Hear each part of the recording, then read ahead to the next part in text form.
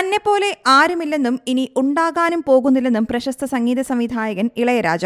താൻ തന്റെ ജോലിയിൽ ശ്രദ്ധ കേന്ദ്രീകരിക്കുന്നുവെന്നും എല്ലാവരും അവരവരുടെ ജോലിയിൽ അങ്ങനെ തന്നെ ചെയ്യണമെന്നും അദ്ദേഹം കൂട്ടിച്ചേർത്തു. ചെന്നൈ വിമാനത്താവളത്തിൽ മാധ്യമപ്രവർത്തകരോട് സംസാരിക്കവെയായിരുന്നു ഇളയരാജ ഇക്കാര്യം പറഞ്ഞത്. മാർച്ച് 8-ന് ഇവന്റിം അപ്പോളോ തിയേറ്ററിൽ വെസ്റ്റേൺ ക്ലാസിക്കൽ സിംഫണിയിൽ അരങ്ങേറ്റം കുറിക്കാൻ ലണ്ടനിലേക്ക് പോവുകയായിരുന്നു അദ്ദേഹം. എന്റെ വരാനിരിക്കുന്ന സിംഫണി വ്യക്തിപരമായ അഭിമാനത്തിന്റെ കാര്യം മാത്രമല്ല, അത് ഈ രാജ്യത്തിന് കൂടി അഭിമാനിക്കാവുന്ന കാര്യമാണ്.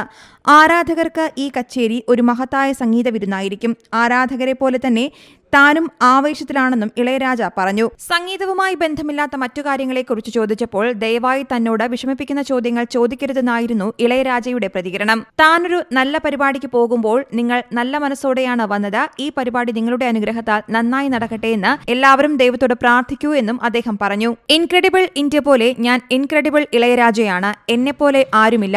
ഭാവിയിൽ എന്നെപ്പോലെ ആരും ഉണ്ടാവുകയുമില്ലെന്നായിരുന്നു ഇളയരാജയുടെ മറുപടി. രാഷ്ട്രീയ നേതാക്കളും സിനിമാ താരങ്ങളും അടക്കമുള്ള നിരവധി പ്രമുഖരാണ് ഇസൈஞானிക്ക് ആശംസകളുമായി രംഗത്തെത്തിയത്.